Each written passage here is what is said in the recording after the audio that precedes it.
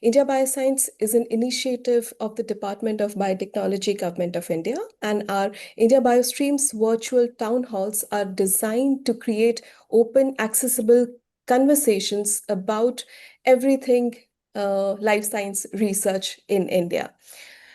Today's session is a rather interesting one, and because it is focused on a program that is growing in reach and impact every year, the i3c BRIC-RCB Ph.D. program in Biosciences, a truly interdisciplinary doctoral program that brings together the strength of all BRICS institutions, the Regional Center for Biotechnology, and International Center for Genetic Engineering and Biotechnology under one cohesive framework. Before we begin, a few questions that I had. Okay, so everybody who has joined us, can you quickly access the chat box on your screen and then type in the city that you are joining this session from? So go to the chat box, and since I'm joining from Bhubaneswar, I'll do that. Okay, we have many people joining from Delhi. We have somebody joining from Chindwara, Madhya Pradesh, Vellore, Delhi, Faridabad. Okay, we'll give it 5 more seconds.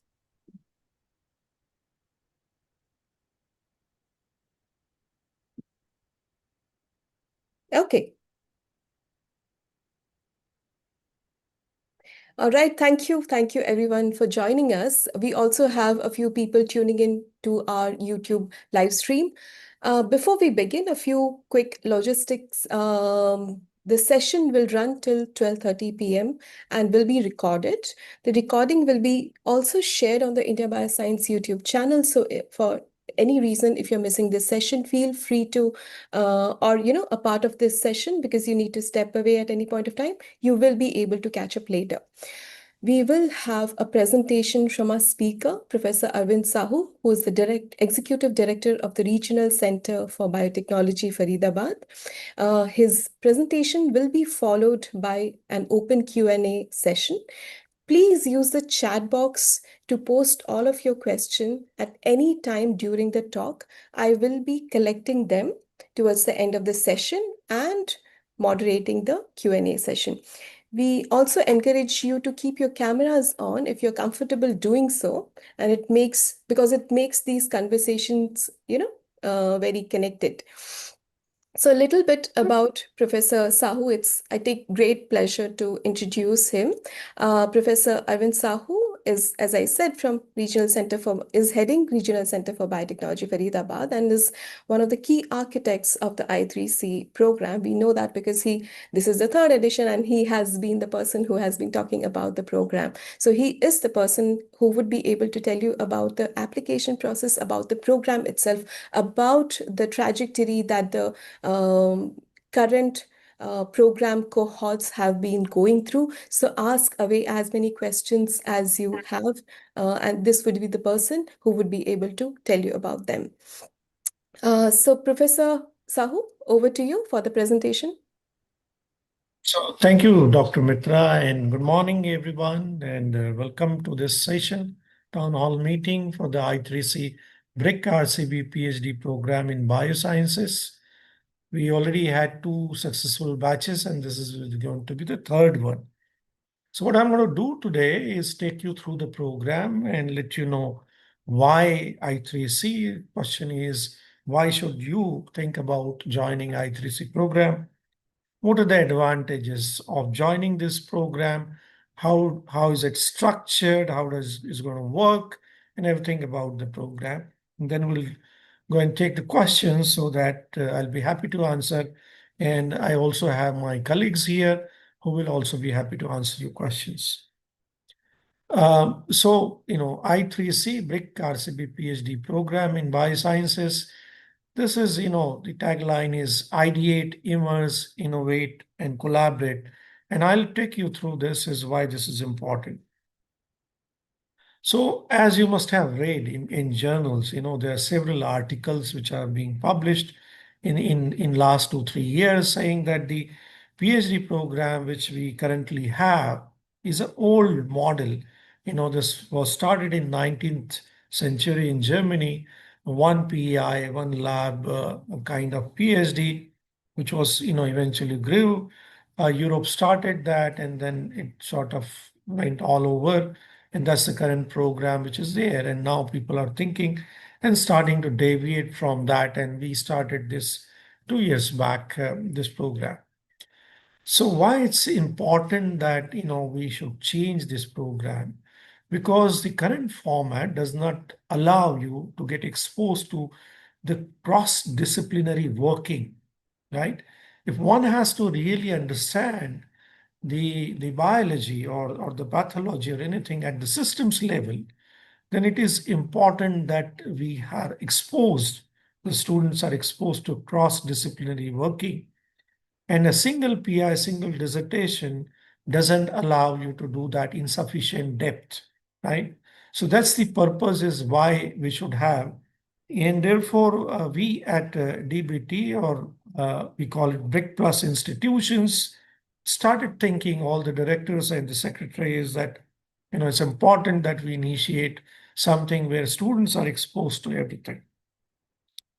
So basically, what this program is all about, and what we thought that, this, first of all, like I said, there should be a structural reset towards the cross-disciplinary PhD, right? That was the core thinking behind this, and therefore get us isolated from the dissertation program, which is just single PI, single student kind of, in a specific program.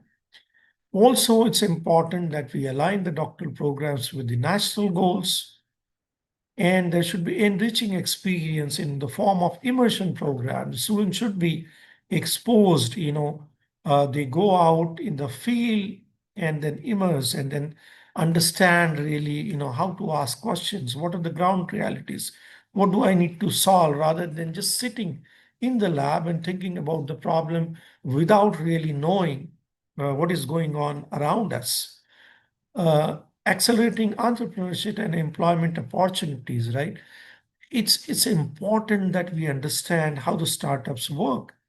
So if the students would like to do, they should be able to expose, they should be able to understand what is this is all about. If I'm get into this domain, what I need to know.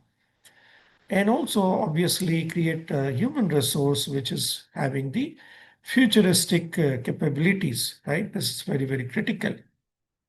And therefore, whatever, craft you learn, can you translate all that idea into a product, right? And that's very, very critical, is that not just learn what you have, but if you happen to convert that, then you should be able to know is how do I use my knowledge to create something which is value added in a form of a product.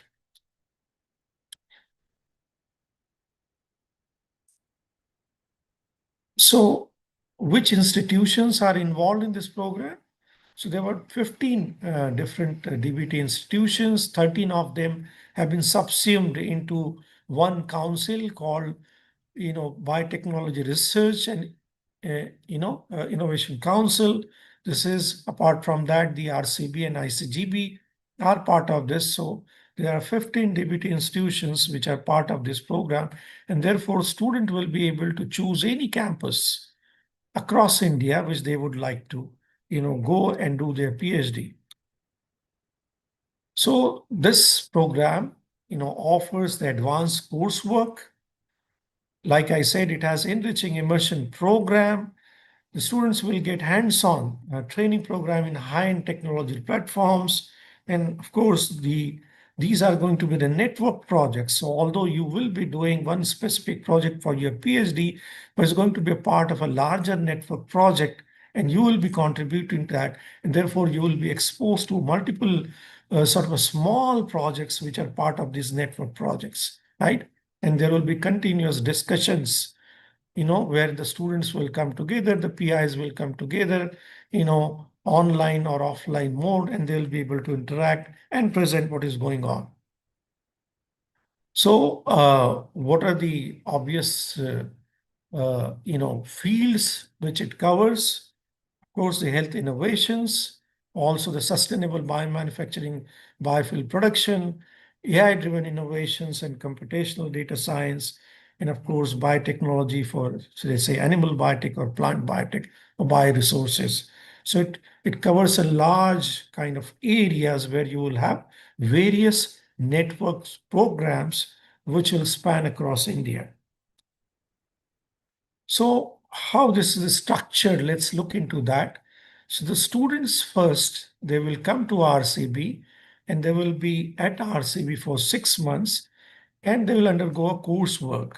So the coursework which we wanted to design should be something that the students are not exposed to. And therefore, what we have created here is the instrumentation powered research methodologies, meaning that the students will start in the foundational lab and they will undergo through training through all the large omics platforms and also protein purification, flow cytometry, and everything in a sort of a workshop kind of a mode where they will be exposed. So they will have, coursework in the morning every day. They will go, they will have a classroom teaching in the morning. In afternoon, the entire afternoon, they are going to spend in these labs where they will learn and get exposed to this.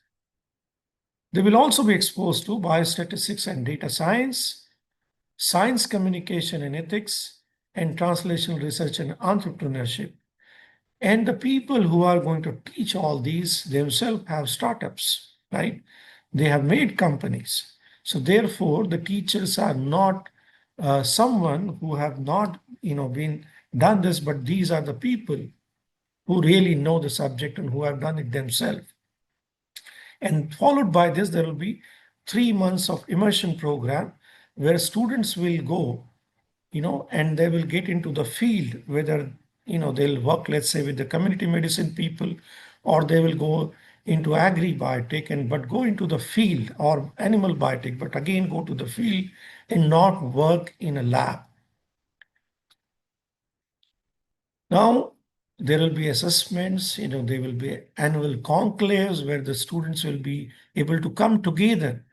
So third year students, for example, will do a poster presentation, and the ones, in the fifth year, they will have oral presentations in the form of flash talks and other forms, and they will come together. So they will be able to meet and they will be able to see and learn from each other. So what are the eligibility criteria?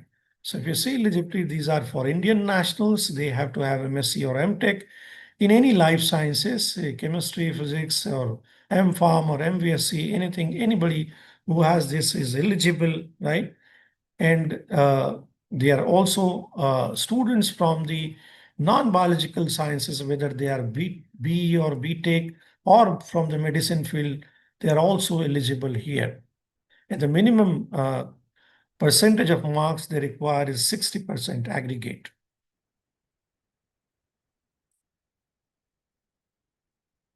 There are two tracks of admission. The track one, where they have to have a national fellowship, right?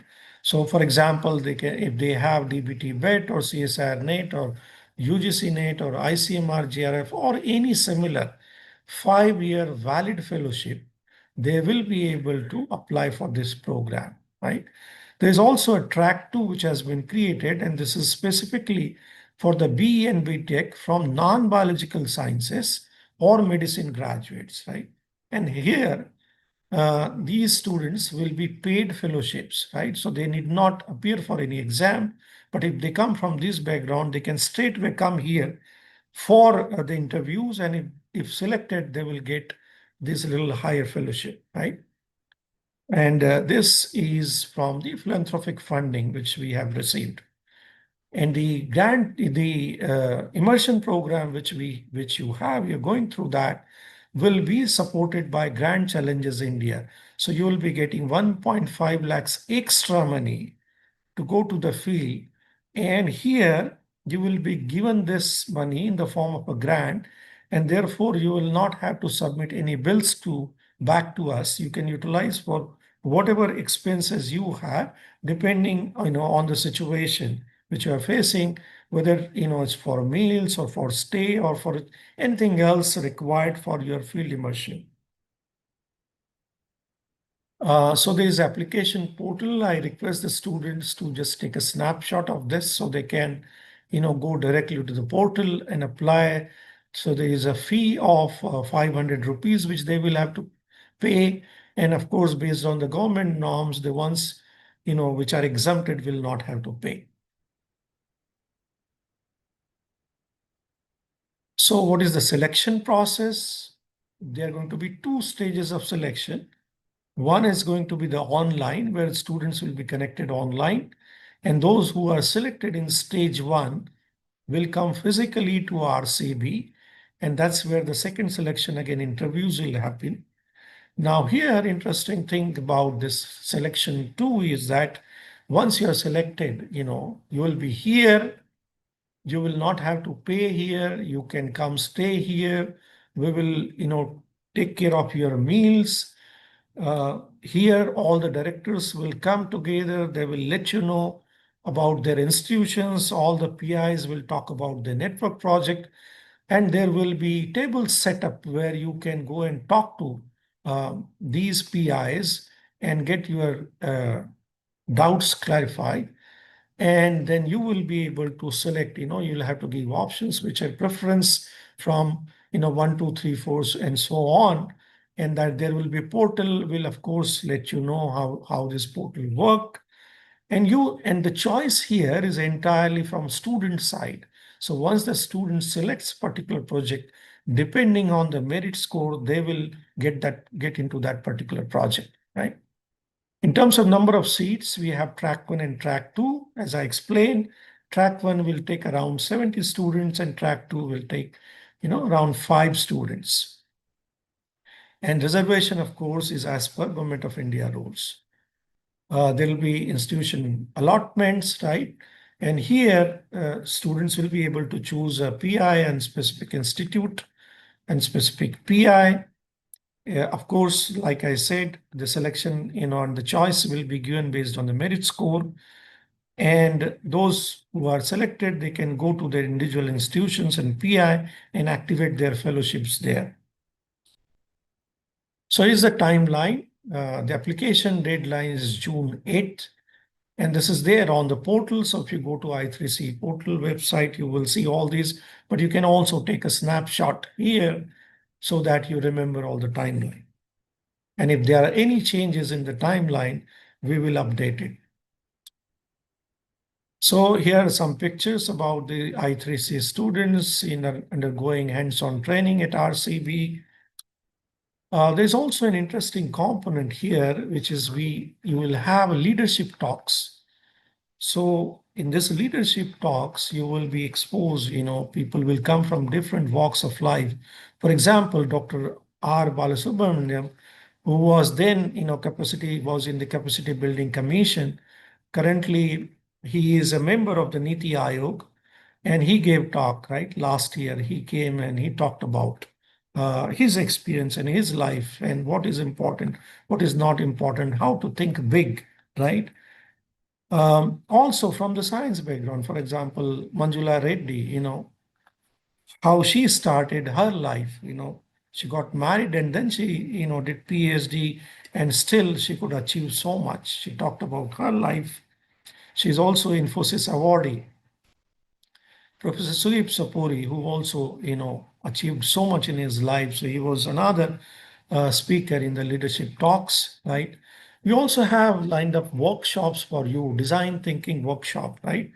So you will be exposed. So this is done by the best people, they come from School of Design Thinking, and they will take you through that through this 2 days workshop and teach you what is design thinking is all about.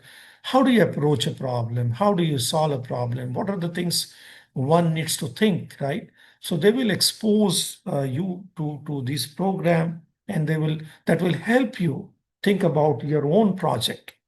How do you solve those and why do you solve those? You will also go to workshop, for example, science communication, which is a 5 days fun exercise where everything is taught, right? And it's very interactive. right? Same as the design thinking. It's very interactive. These are not typical lectures where you just sit and listen, but you interact and you will form teams and you will learn many more things, right? So this is another fun exercise for 5 days. So I'll stop here. Thank you so much for listening to what I have to say, and we'll be happy to answer your questions. Thank you so much. Thank you so much, Professor. We do have a couple of good questions in the chat box right now. I urge all the participants to start adding their questions over here. And if you want to directly ask those questions, please raise your hands and then we'll come to you. Okay, so there is a question from Asta Maurya. Um, she says she is asking for an advice for any biotech student. I'm guessing somebody who has done their master's and somebody who is planning a research career in biotechnology. So the question is not specific to this program, but they want your advice on how should they, imagine a career in biotechnology and given, what the current national science programs are and how they are thinking of the next generation of life science researchers and their and meet their expectations when they, start on. Yeah. So, biotechnology, particularly this particular program, we're going to expose you to various things as I explained you, right? So when you do 5 years PhD, you will be able to work in a team, right? How do you able to do a team project? And that is something, how to think at the systems level, you will be able to do. And then how to solve the real world problems, you'll be exposed to that. And then it would be up to you whether you would like to continue in academics, right? Meaning that you want to go for postdoc, get learning, have your own lab and solve the problems which are there. That's one way trajectory which you can think of. The other thing, you can go to industry. And of course, like I said, we will also teach you about the entrepreneurship, right? And we have startups here on the campus. These people will come and actually talk to you. You'll be able to visit. So if you happen to get your career into this direction where now fundings are available, right? There's a startup grant which we give, Government of India gives and the other, so there's BIRAC there. So there's a whole ecosystem which is getting generated to support the BIRAC, right? To support the startups. And you will be exposed to all this, but it would be up to you whether you want to get into academics or whether you are interested in getting into industry or whether you would like to have your own startup or become part of this ecosystem, right? So it would be entirely up to you, but what we will do in this program is teach and expose you to everything. Okay. I hope I answered your question. Thank you, Professor. If you have, supplementary questions, just again type them up. So there's a second question from Shitanshu Pandey. I kind of, remember that we were asked, you had the same person and the question in the last town hall. So now they have completed the MCA from Manipal University at Jaipur and independently also studied genomic data science. And right now, they are interested in the amalgamation of AI, robotics, computational biology, and biosciences. They do not have a national level fellowship right now. And track 2 mentions MBBS or BTech or BE candidates are suitable to eligible to apply. So can you clarify whether MCA graduates can also be considered under track 2? So the short answer is currently no, because this is something which was supported. This is not a government initiative. This is, philanthropic support, and therefore, whatever they want to put in their money, we can do that. But currently, no. We are in discussion with other people to expand this, but in this current year is not going to happen. And eventually, if we secure funding, then that will be incorporated as well. But thank you for asking that question. Thank you. The second question is quite an interesting one, and I think carries continues forward the thread that you brought up about the interdisciplinary PhD program, interdisciplinary nature of the PhD program.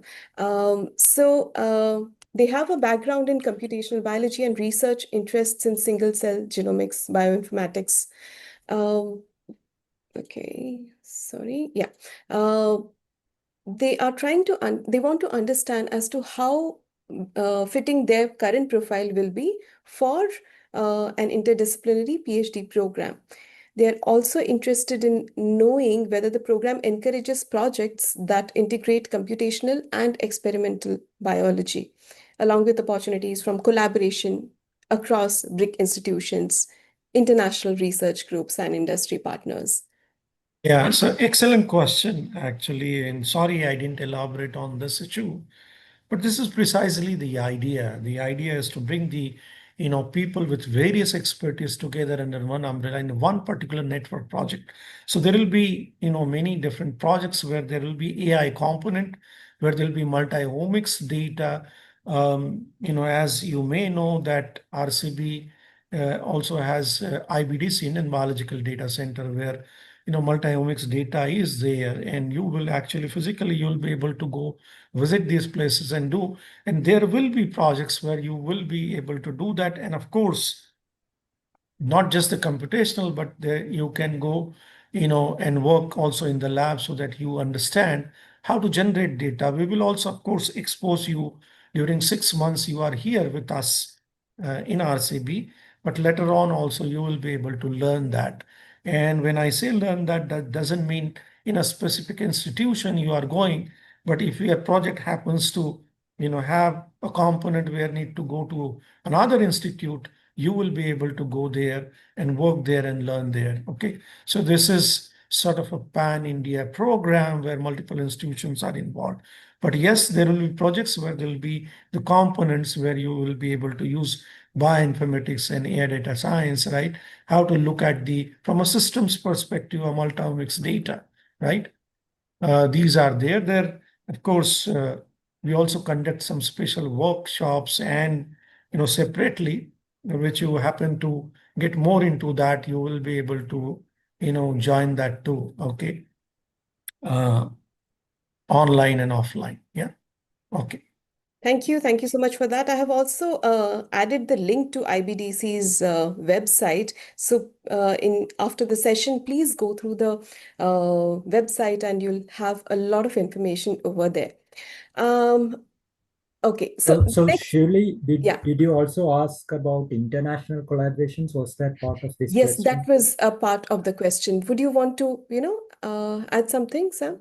Yeah. So Yes. international collaborations are currently not part of this because this is kind of a program between the different BRIC plus institutions that Dr. Sahu mentioned about. But of course, labs that are involved may have international collaborations, Yeah. and that can be leveraged where individual labs where the students join may have connections with other international specific labs, and contributions can happen, but the program as such at this point of time does not have kind of the option for international collaborations as part of the program itself. Thanks, Sam. Thanks for clarifying that. Um, The next question is about the interview process, and they want to know, what would the interview panels be looking at a good candidate? Sam, you want to answer that? Sure. So I think Dr. Sahu covered, the basic process itself. You have two rounds of interviews. The first round is kind of an online interview where there will be different committees who are evaluating uh, uh, all the eligibility criteria that are applied, that the candidates fulfill all of them, and they will be asked questions broadly related to the subjects they have studied. Of course, any kind of PhD interviews in any of these institutions, you are expected to know some of the most basic fundamental things related to the field in which they are interested in and the fields in which they are applying. So, I can't reveal what kind of questions will be asked, but broadly, it will be related to the degree that they studied maybe some kind of project that they were involved in. And of course, the basic and fundamentals related to the subjects they have studied. And the second round is an in-person interview. So we try to minimize overlap between the two rounds of interviews. But of course, the questions, maybe in one round it's more about the project they did, and the second maybe it is more about the fundamentals. So there could be some amount of overlap, but we try to make sure that one round it is more about the fundamentals, and the other round it's more about the project and the project-based questions that are asked. So when you say project, what do you mean? So the project is related. So generally for their masters, the students do a master's thesis project, Right. 6 months to 1 year, in either in their university or the institution they studied in, or they go elsewhere and do it. So that is something they have spent a sufficient amount of time working on and would have read up literature on that and so on. So we try to ask in that area, and also some areas where the students are interested in, maybe to pursue their PhD. Right. And if the student is from a BTech or MBBS course, so what would, the interview look like for them? Beyond eligibility and, domain knowledge, questions related to domain knowledge, what else should they be expecting, or, how should they prepare best for the interview? So they will be sort of, ask only the domain specific questions, right? So the committees for the track 2 will be different. It's not going to be the same committee, and the experts from those areas will come. So Right. they'll be asked only the questions they're supposed to know. They will not be asked the questions where, someone from very basic biology, which they are not exposed to, they will be asking, right? So therefore, the expert, I can't reveal you who will be the experts, but experts will be from those domains. Okay.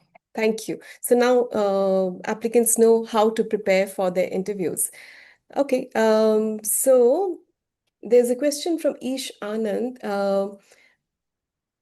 Our integrated BSc, MSc in forensic science with specialization in forensic biotechnology, students, who have gone through that course, eligible to apply for this program, integrated bachelor's and master's in forensics. Yes. Yeah. So these, as long as they have a fellowship, a national fellowship, they'll be eligible. Okay.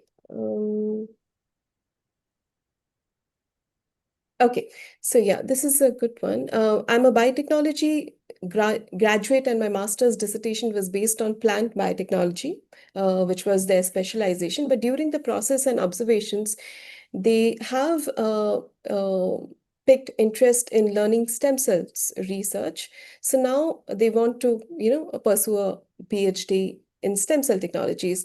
They want to ask your opinion whether this would be considered as field change at this stage. And some people could have, different opinions on their background during interviews. So what would your advice be to them who wants to learn and, take up something that is not what they have been, Yeah, if anything, this would be considered very positively and a right thinking. If I have to do today, I would actually do that, because you have one domain knowledge and you learn another domain and you can apply that knowledge into this domain, right? And that's always very good. And the whole idea of cross-disciplinary is that, and therefore this will be encouraged, if anything, so I think it's a fantastic idea and we would certainly support it. Thank you.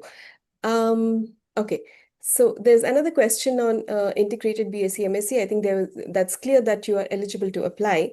There's a question from Daksh. Could you please elaborate on what merit-based selection of institutes specifically means for this PhD program? Is it academic or entrance exam-based scores? Okay, so the question is not a little clear to me. Daksh, do you want to unmute yourself and ask the question directly? Would you be able to do that?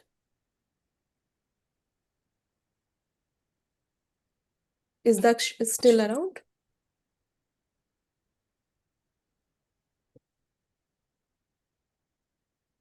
Daksh, do you want to unmute yourself and ask the question? Shirley, I think what Okay. he's asking is what exactly is the meaning of Merit-based merit-based selection of selection of institutes. Yeah, institutes? yeah. Is it based on academic or entrance exam-based scores? I think that's what he's trying to understand. So all I want to say, I can quickly answer that part. Sure, Or, please. academic and entrance exam scores are only qualifying. Okay, if you qualify based on the criteria for, your bachelor's or master's, which is there would be a minimum academic score that is required. If you qualify based on that, and the second entrance exam is a national level entrance, any of those, there also you need to have a valid fellowship at least for track one. Beyond Yeah. that, it is purely based on the performance in the interview. Right? So Yeah, so let me clarify a little bit more. Your score in the examination you have secured is only for the qualification and not for seeking a specific project or a PI or institution. That will be purely based on your performance in the interviews. Okay. I hope that makes it clear. I think the second part of his question is exactly that. Also, if a student is not matched with their preferred PI or research group, how is the allocation process handled? So that is exactly what Dr. Sahu was saying. So depending on how well you perform in the interview, and if you are the topper of the interview, for example, you get to pick your top choices and top lab choices that are available. And if you're the topper, obviously you will probably get your first choice lab, and you are asked to pick your top. You have to rank all the labs that are there, so that if you are we try to match and give you the best possible lab for you based on your choice and your performance in the interview. Thank you. Thanks for that. So there is the next question is about, how does publication history impact the selection for the PhD program? Some students might not still, and it's very understandable, might not have first author publications. So Publication is absolutely not a criteria for the admission here. Your basic qualification, 60% aggregate will get you in. With a fellowship you are in for the interview. And based on your performance, first and second, you will be there. Based on your second interview performance, you will be able to select. And it will not be anything to do with the publications, right? So if you have, it's good. That means that you understand how the science is done, but that's not the requirement, nor it will add to your merit list, right? So there won't be any extra marks given because you have, right? So just want to make that clear, entirely based on your performance. Okay, so Niku, you have a question. Do you want to unmute yourself and ask the question, or do you want to type it here?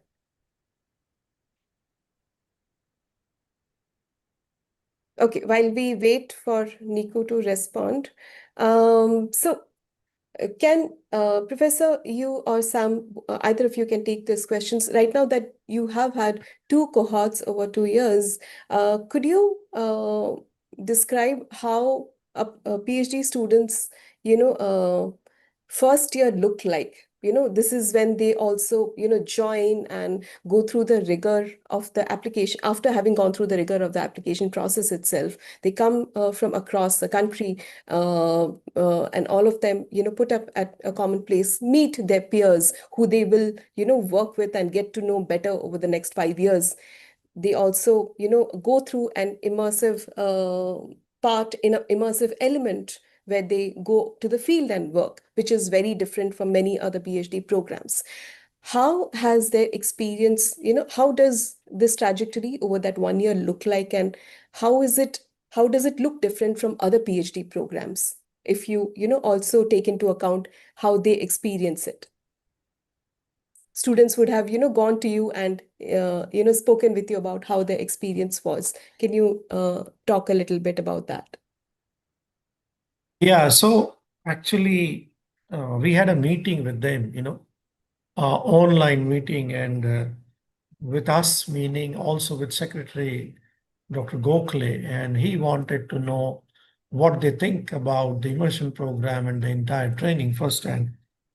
And they were very positive, and uh, initially, I can tell you then, some of them sort of, didn't know how to solve the problem.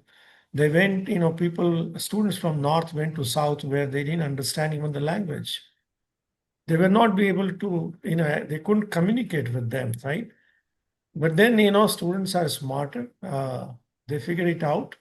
They knew how to translate using Google and other, and they could talk to them, they could get the data, and they were very happy that, they went through this and they could solve it and they could actually collect wonderful data, right? Um, Dr. Gokhale also requested that some of them can, if they want to say something, they can say. These are there on the website. So if you want to listen to our students, what they have to say, you can listen from them firsthand. So if you go to i3c website, which is there hosted on RCB server, you can go and just type i3c PhD program, will take you to that portal.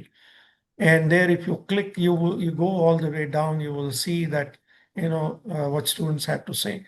So rather than me saying anything, I think you listen to them and see what they have to say, because each one of them had different experience. Thank you. Thank you so much for that. Okay, so there is a very general question, and I do understand where they're coming from. Niku has now posted her question, their question. So they have been applying for many PhD programs, but and they do have a scholarship, but they haven't been able to, make it through. Uh, and they are trying to understand what might be an underlying reason. And I think it would also be useful for them if you have any advice for, how to continue. And yeah, what do they do next? Yeah, so I mean, I can say a few things and Sam can add to that. So, you have to ask yourself, and my suggestion would be, if you are not getting selected, did you actually jot down the questions? And you will see that, there is a pattern to those questions. For example, they're not, they're asking basic fundamental questions, right? And see if what I'm saying is true based on your experience. But first thing I would do is, jot down all the questions, see if there is a pattern, look at the pattern, what kind of questions, why you could not answer. If things are not very clear, go back and, refresh your memories, go through the those courses again, and see now if you can answer all the questions which you couldn't answer, right? And that would help you. So normally, like Sam was suggesting, right? So you're asked basically about a specific question. In aptitude questions would be there. General questions about the subjects would be there. If you have done some project work, they will ask just to understand whether you understood what project you did. How much depth you have in your project. Was it just given to you and you just worked on that, or did you actually understand why that project was done, right? So these kind of questions are normally asked, but you yourself do this exercise. I would suggest, jot down all the questions, remember, see why you couldn't answer. Is there a pattern to that? Refresh everything, what is not clear to you, then go back and give the interviews. I think you'll be successful, right? But this is just me. I would request Sam to add to this, based on his thought process and his thinking. No, I think Dr. Sahu covered almost everything. So I think, very, very briefly, you just prepare well for each of those interviews. What is the subject area of the institution, the primary areas or the major focus of that particular research institution that you are interviewing in? what are your choices, the lab choices or the areas in which you want to do your PhD? Have you covered the major discoveries and the fundamentals about those areas that you are interested in? So if you say you're interested in immunology and you are asked basics of immunology, one would expect that you know and you have prepared for those subjects, right? Because that is your area of interest. So try to do that preparation before you come for the interview. You can, of course, anticipate, what could be the fundamental questions that come in those areas that you're interested in, and prepare accordingly. As Dr. Sahu said, it also helps to maybe after you finish the interview, however poorly or well you do, to maybe go over the questions, try to again find the answers and prepare maybe better for the next time if it didn't work out well this time. So I'm sure through like a little bit of putting that kind of effort, you'll be able to prepare well and be actually perform very well at the interviews. All the best to you, Niku. I hope you got a lot of advice there from both Professor Sahu and Sam. So, Pankaj, I'm going to take your first question. The second question about application, about publications being one of the factor is has been responded to. The question is about whether students, whether cohort members are encouraged to pursue independent ideas and focus on interdisciplinary collaborations that would require them to work with others besides their supervisors. And if yes, what is the kind of could you describe a little bit the research environment itself? Because when it comes to collaborative work, even early career, middle career, senior career investigators also seem to be learning many things new in India. So, what does this program do differently? Because it is, teaching early and training very early career researchers right now. What does it do differently about providing that mentorship environment, which encourages, such young researchers to pursue these independent ideas? Professor, you're on mute. Dr. Sahu, I think you are muted. Oh, sorry. So, like I said, these are network projects and, these are approved projects in the sense that they will have some funding for that. And therefore, it's a large umbrella project where multiple PIs from different institutions are together and they have thought about what they want to do. Now, that doesn't mean that all the details have been worked out, right? So this is a broad idea which is there that, okay, we need to answer these questions. Now the students can get into that and say, okay, these are the questions. Now I want to think and say, can we answer like this, or can we have a, maybe little bit pivot towards this, maybe that would be better. These are the things, which always happen in this. I would not say specific about this program, but any good labs do this. That when you have a PhD student, you don't enforce your ideas, you give general picture about this is the problem we need to solve and why it is important.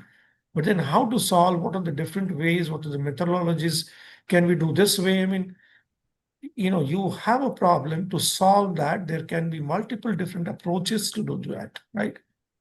And these are the ones where students really learn how do we do that.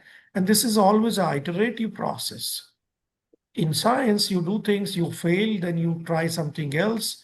And therefore, this is all about. Now, what is the advantage in this program is that this is umbrella projects.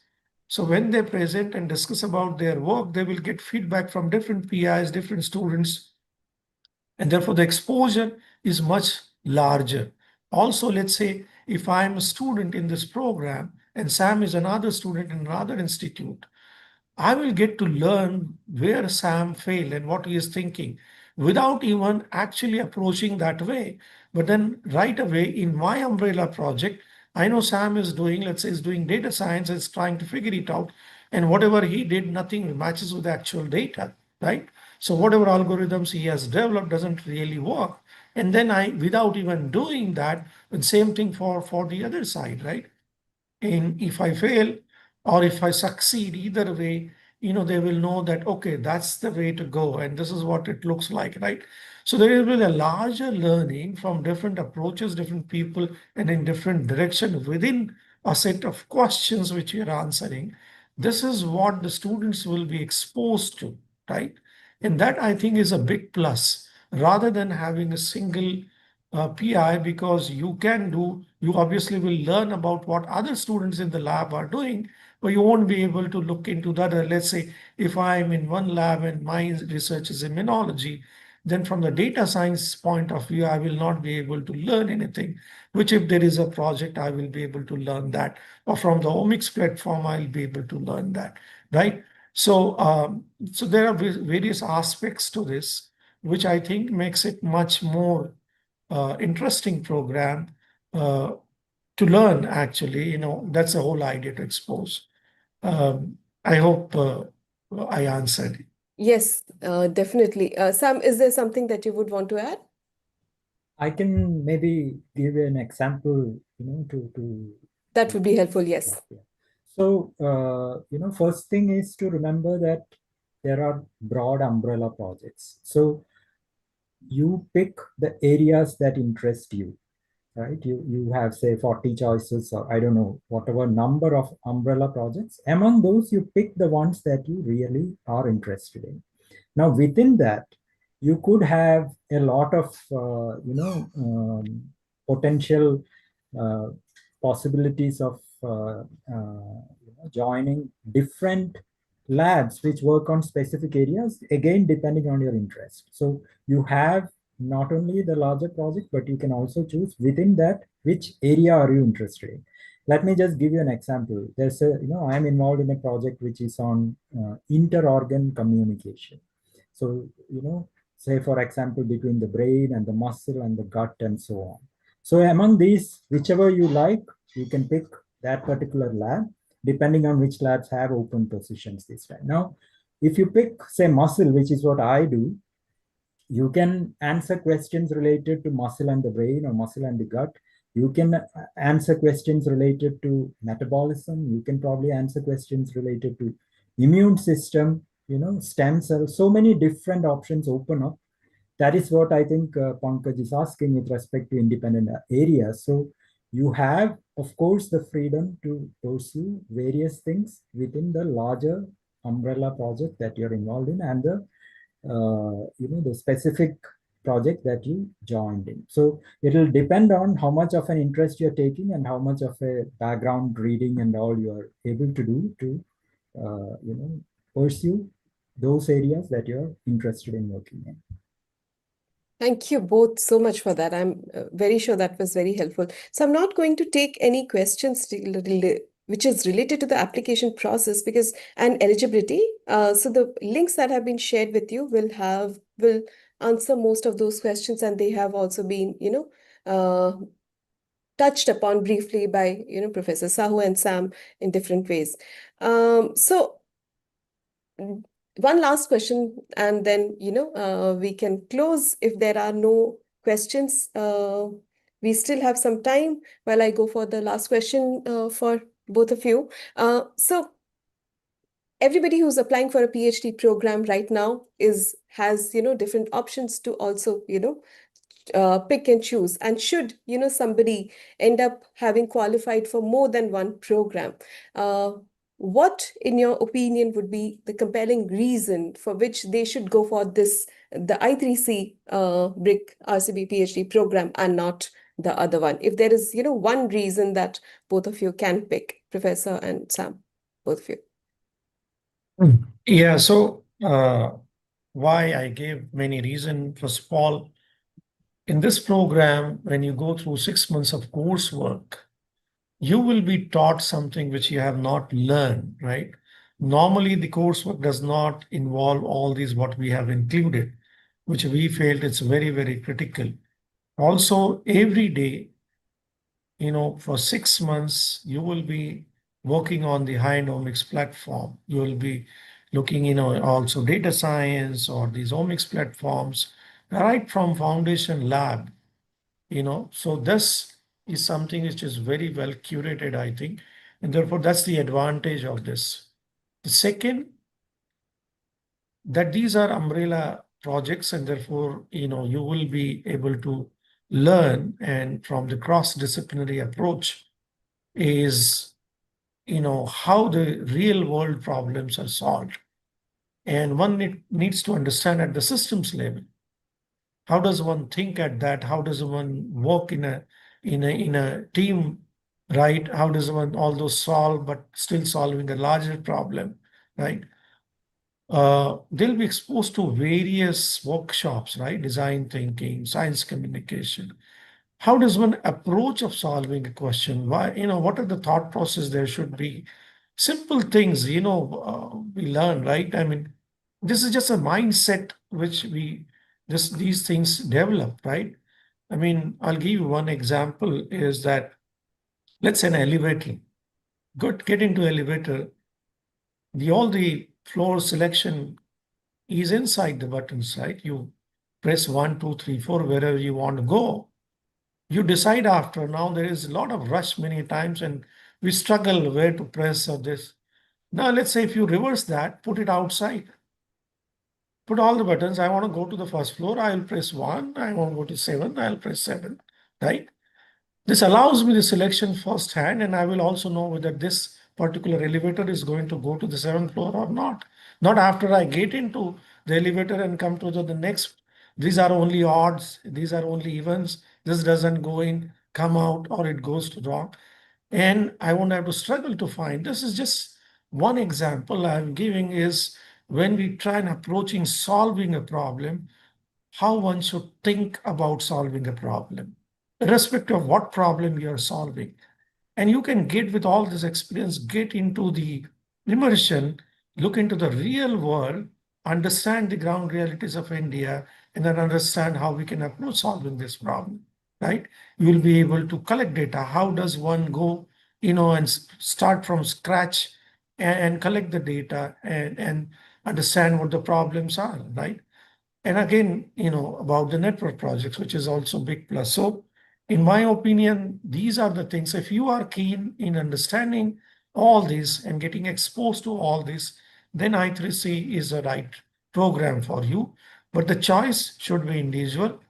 And therefore, everyone, all the students should ask themselves, do I want to do this or any other program, which you are interested in, right? So I will not say that, you decide because I say so. I would say that you ask yourself which program you want to join, right? These are the things which we think are suppose, we should expose students to these things, and therefore we have curated. But it's up to you, up to the students to decide which program they want to do. Thank Sam, you you. want to add anything? Sure. Yeah. I think Dr. Sahu touched upon the most important things. Of course, the collaborative nature and the interdisciplinarity. These two are certainly very important features of this program, which is built into the program. It's not like you join a PhD and then you initiate a collaboration. Here, you have a collaboration already set up before the program is started. You are actually getting into that collaborative environment. And I believe that, when 4 or 5 scientists and 4 or 5 PhD students get together, the ideas and the achievements that can happen is more than the sum of its parts, because you're coming together and you're trying to solve a larger problem, and therefore I think that is the biggest strength of this program. And something else that maybe Dr. Sahu did not touch upon, which is another advantage of the program, is that they get to have be part of a large community. So all of them actually join together and they perform their first 6 months of coursework together, and they get to know all the people who are coming to help them understand and teach these courses. They also make a lot of friends within this their own batch. They also get to know people in the previous batches, they get to know, of course, the PhD students who are there at RCB, at other institutions nearby. So the networking, of course, they get to know the people who come for the leadership talks. They have the networking opportunities are enormous. And say you face some problem during your PhD with respect to some technical aspects, you can of course contact all the people, either your friends or your mentors, or the people who taught you the coursework, and try to find a solution to the problems. Your networking capabilities are much larger for such a program, because you're joining a program and not a particular lab to start with. That's, I think, another advantage. As Dr. Sahu said, one should weigh their options and see what specific program works best for them, and what exactly is their need. Yeah. Thank you so much for that. Thank you, Sam, for adding that. Just one more thing is Yes. that if you actually go and look at the, why these programs are good, or institutions as a whole, BRIC ecosystem is good. BRIC Plus, we call it, because RCB and ICGB are outside BRIC although they are part of DBT, so we call it BRIC Plus. If you go to Nature Index, look into where we are, you will see that BRIC Plus institutions, in Nature Index are at the top. So, which means that the science which is done in this institution is of the best quality, right? Thank you. Thank you so much for that. Niku, you have posted that there is. Are you going to ask the last question, or do you want me to take your last question? Okay, so your last question that I can see over here is whether you go for an internship, or I think that has already been okay. So your question has already been responded to by both of them, Niku. So I would close this session. My colleague Manjula has shared several links with you in the chat box, and so has Mohit. Please feel free and take time to go through all of them if you haven't started applying yet. I'll invite my colleague Momita to come in and do a poll before we close. Momita?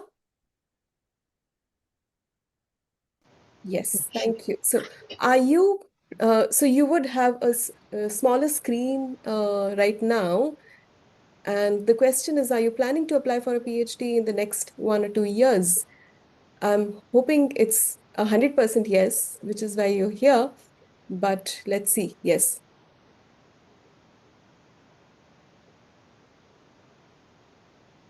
And then there is a second question before this session. How familiar were you with the i3c BRIC-RCB PhD program?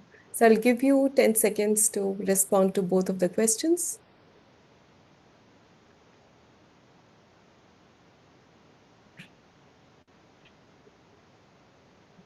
Momita, do they have the question? There's a place for them to also respond to the questions, because I don't. Yes. They Yeah, do. because Okay. they do. Okay. And will we be able to look at the answers? Yes, we will be able to. We are also, if I end the poll, we will also see the results. All right. Okay. So tell me when we can end the poll. Yeah, it's just 47% of the participants have responded. So Okay. just a Okay. couple of Let's give it. seconds. All right. All right.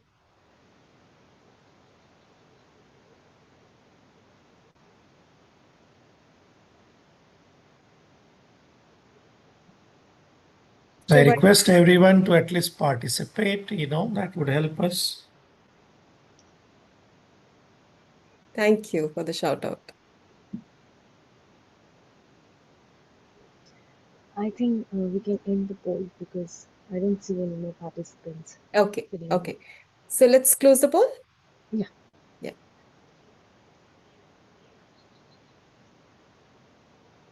Okay. So we can see the result right now. So 82% people are planning to apply for a PhD in the next 1 or 2 years. And people who are participating, 55% of them were somewhat familiar, or most of them knew about the BRIC-RCB PhD program. So we hope that, the session and the questions were helpful for you to get to know a little bit more about the application process, the interview process, and the post joining the program itself. All right. Thank you. Thank you so much for this, Momita. There is also a feedback form on your chat box right now. So please take a few minutes to fill in the questions. It's very important that you fill in the questions. Your responses help us improve our town halls and make it more usable for you. So, if there are recommendations about uh, what are the kind of discussions that should be taken up in these sessions, please go ahead and tell that. And it has been a pleasure having you, Professor Sahu and Sam, with us right now for the third time. I would take this moment to sincerely thank both of you for taking the time to be with us today and also to prepare for this event. We hope, this is helpful for the applicants who are right now in the last 2 weeks, I am guessing. And thank you also for generously fielding every question there on the chat box. And all the best to you for the application process, to all of those who have joined. And if you are applying now or, in the next 1 or 2 years, I know that you would have more questions. What we will do is we will compile these questions and send them to Professor Sahu and his team to get them to respond to you. And to everyone, all of the participants today, from undergraduate students who are pursuing medical degrees to engineers considering a pivot into biosciences and others, thank you for being here and for your enthusiasm. The program genuinely welcomes that kind of diversity, and I hope the session helped you bring some clarity today. So a few reminders before we close. The deadline for the applications is 8th of June. There are several links on this chat box that have been shared with you. Go ahead. So there is also an email that you can write to if you have more questions, i3admissions@rcb.res.in. Please make a note of that and go ahead and send in your questions. We'll close this now. We can end the recording, Momita. Thank you so much, Dr. Mitra and the team, for arranging this session and getting all the students here. Thank you so much. Thank you so much, Professor. Thank you,